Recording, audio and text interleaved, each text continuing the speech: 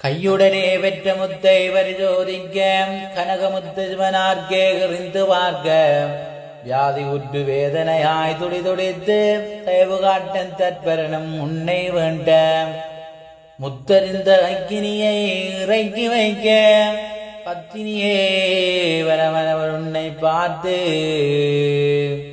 பாலருடு முதியோர்க்கும் பக்தருக்கும் இந்த முத்தை அறியாதே என்றாதாயே.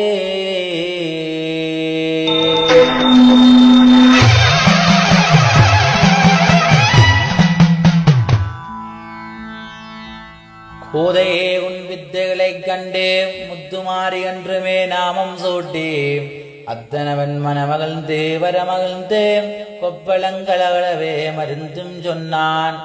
மாறித்தாய் உடையான வேப்பிலையோ தாகம் தனிவிந்த வானக்கமோ மாரியம்மன் தாலாட்டும் மருந்தே என்று அக்கனமே செப்பிவிட்டு மறைந்தார் தாயே.